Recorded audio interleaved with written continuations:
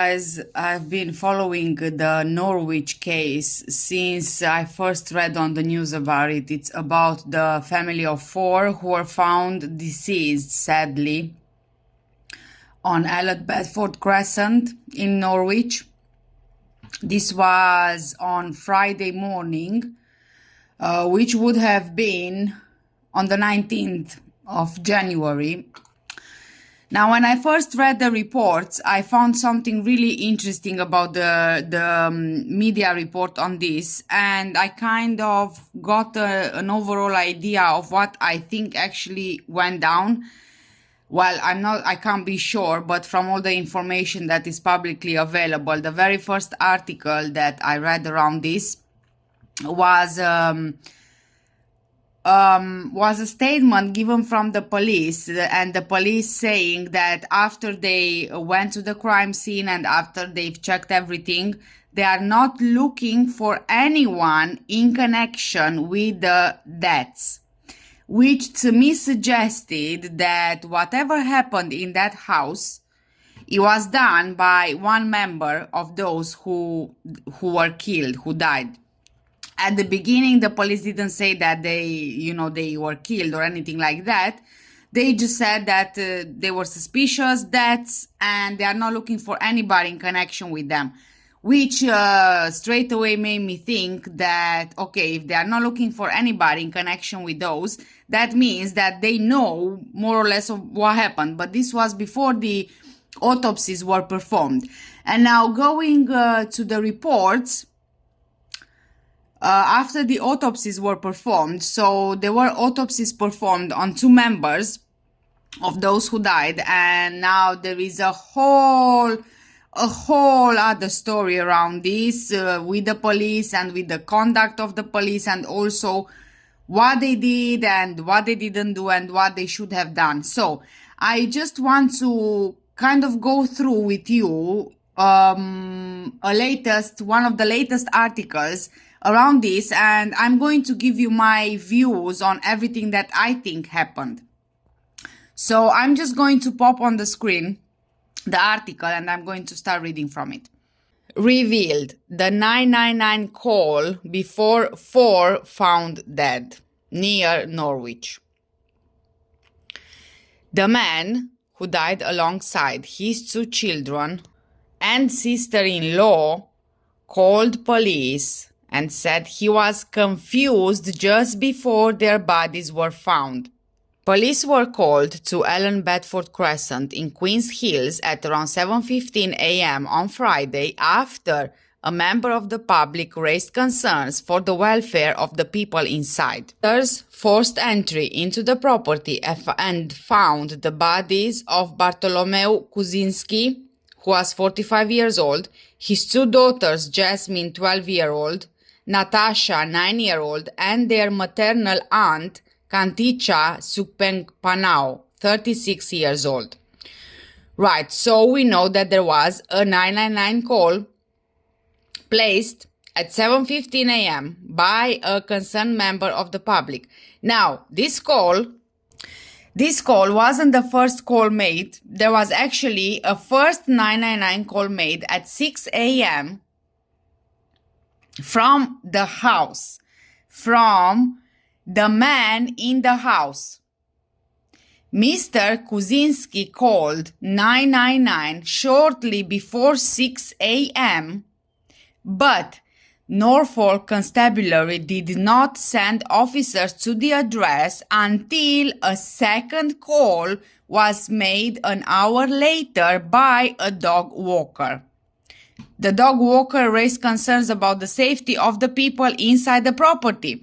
So, when Mr. Kuzinski, or should I call him, when Bartolomeu called just before 6 a.m., 999, he said that he needs help because he feels he's confused, okay?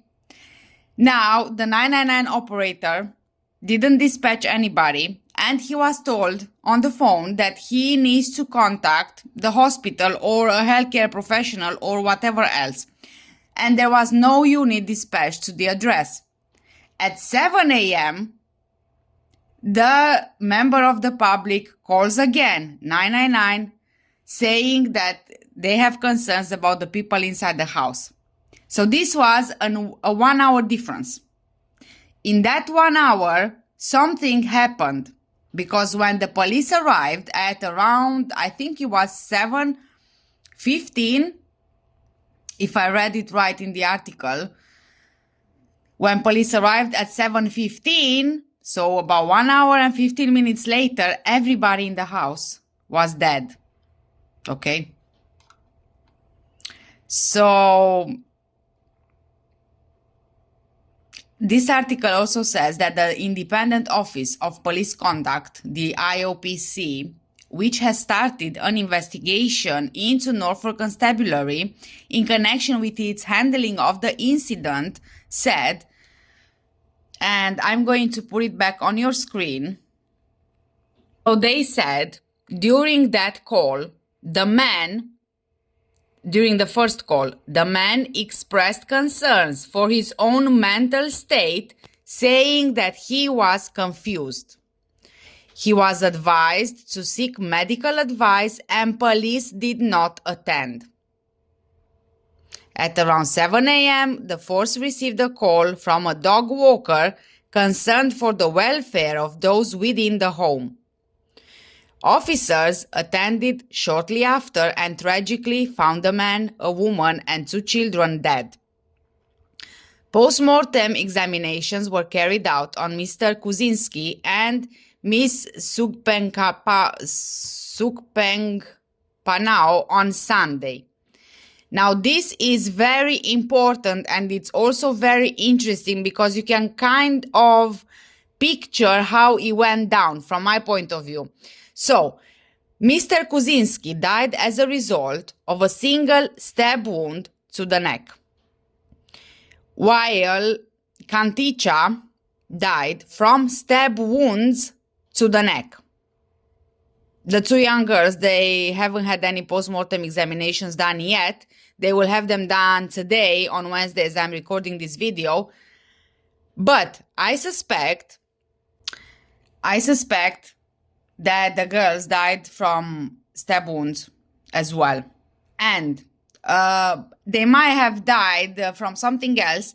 However, what I think happened was, considering that Mr. Kuzinski died as a result of a single stab wound to the neck, and Kanticha died from stab wounds to the neck, I suspect that it was Mr.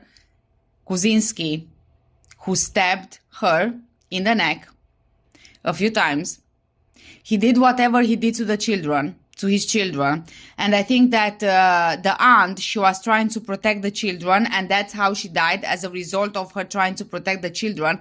And I think that after Mr. Kuzinski did whatever he did with the children as well, I think that he stabbed himself in the neck. So it was kind of like a murder-suicide.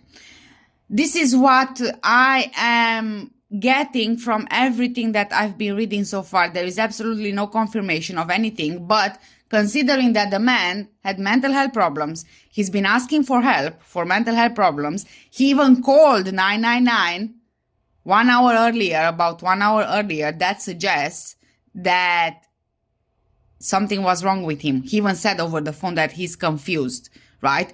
And the police should have taken him more seriously, because previously he was reported missing, and then he was found later on by police in the wooded area around the house.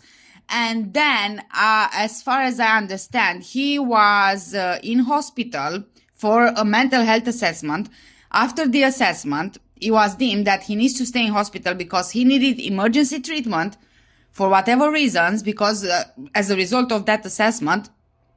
And then he discharged himself from the hospital. So he basically just walked out of the hospital without getting the assessment done.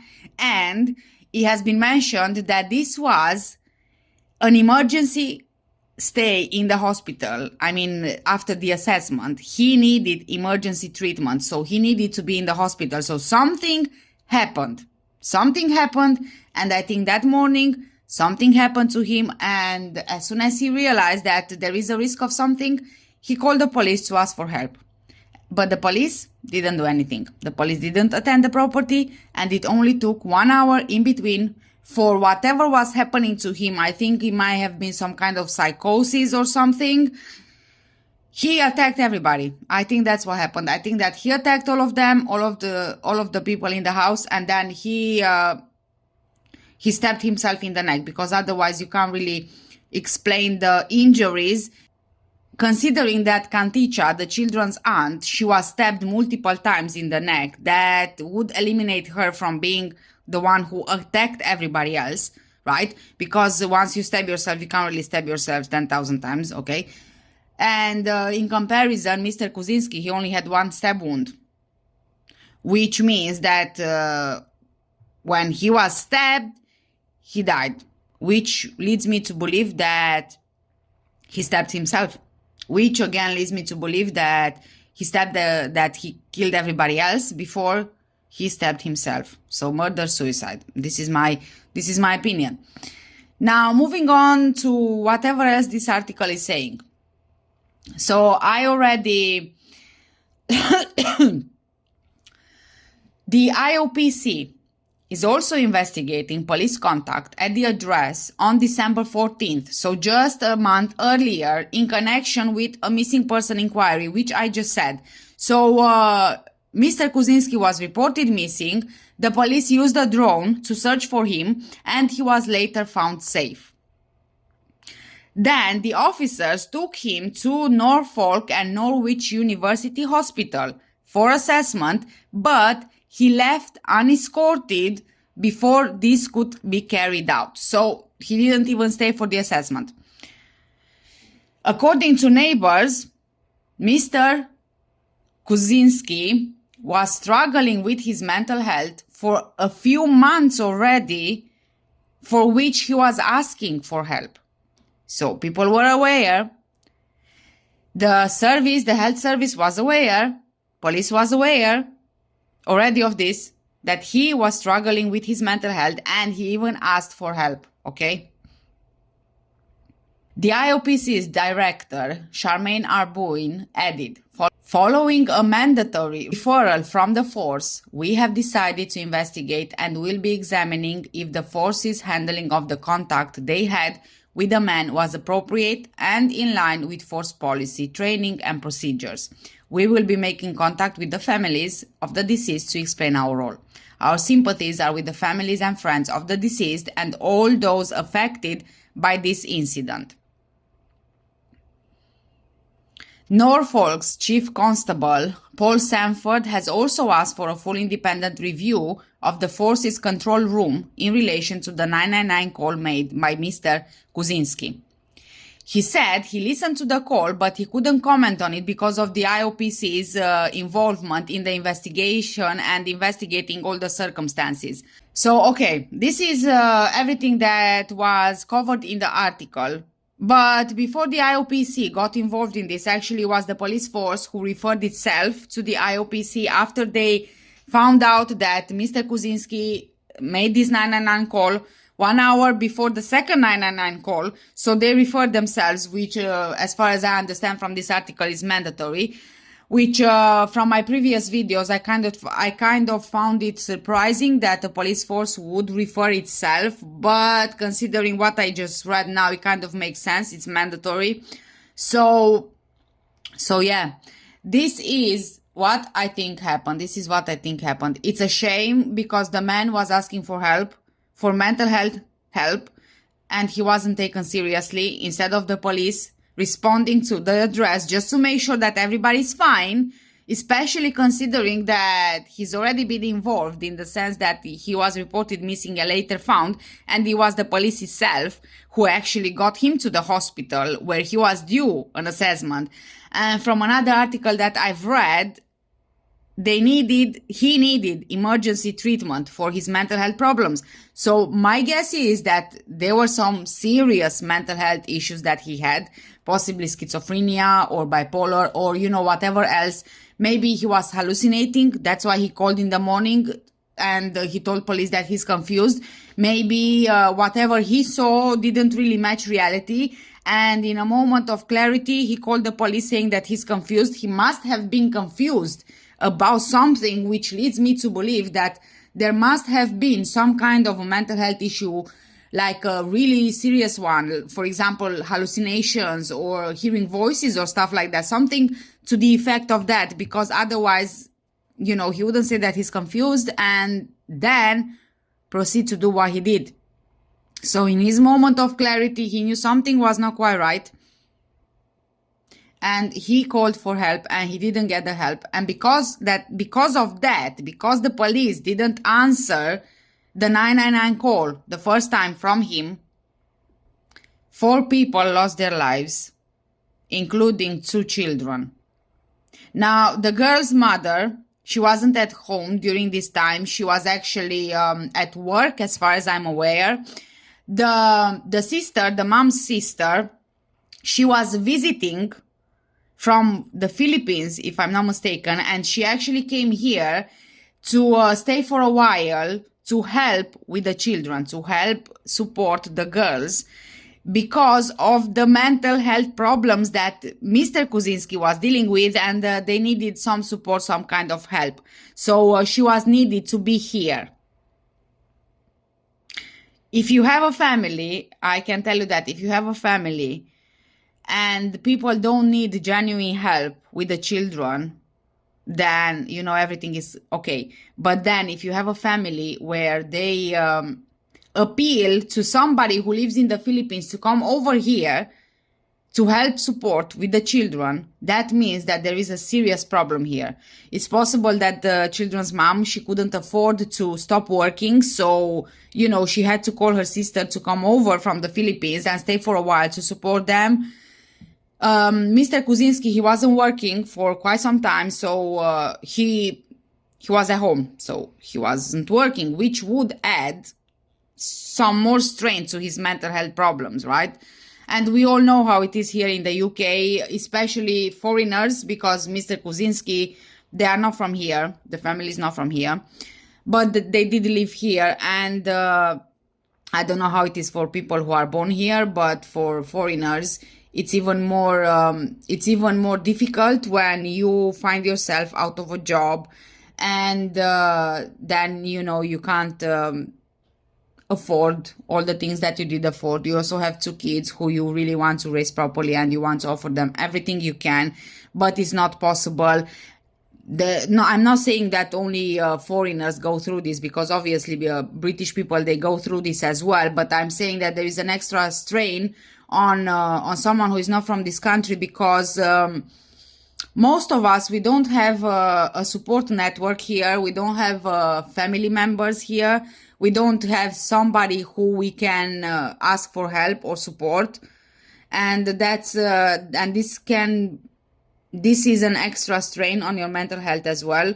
So yeah, I think that this is what happened. I'm going to wait for the girls' autopsy reports to see how they passed away, but from the beginning, the police said that all of the members, they passed away from injuries. So that leads me to believe that the girls had injuries as well, which leads me to believe that the girls have sadly been murdered.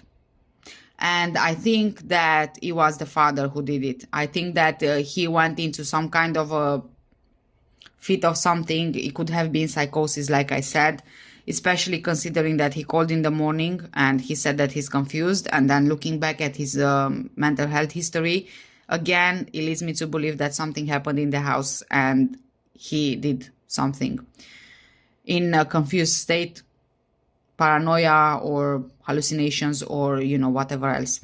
It's just a shame, because I genuinely believe 100% that all these deaths could have been prevented. They could have been prevented only if the police would have responded to the 6 a.m. call from Mr. Kuczynski, because he was still alive. And I'm not sure if the other people in the house were still alive, but I assume that they were. I assume that, like I said, Mr. Kuczynski called the police as soon as he felt something was not quite right with him. and maybe he didn't do anything with the members of the family, but who's to say? It could be that he did it. He did something to them and then he got confused because he didn't realize what he's done, what just happened, or anything like that. But if you are to think about the fact that there is just 1 hour difference, there would have been enough time for him to kill everybody and then kill himself. And this could have been prevented if the police would have responded to the first 999 call at 6 a.m. when he called. Is 1 hour difference. It made, I think, this 1 hour made the whole difference in the outcome of this, and it's just such a shame. And I really feel sorry for the mom, because she lost her children. She not only lost her children, she lost her sister as well, and her husband as well at the same time. And I'm sure that she will have to live with this for the rest of her life. And the saddest part of this is that 2 children, 2 girls, a 9-year-old and a 12-year-old, they lost their lives needlessly. And I genuinely believe that this could have been prevented. Thanks, guys. I'll probably... thanks, guys, for staying with me, for watching. I will maybe post an update video on after I read the girls' autopsy reports, just to, you know, kind of confirm or try and figure out what exactly happened, if I wasn't correct in my assumptions from everything that we know so far. Okay, thanks, guys. Bye.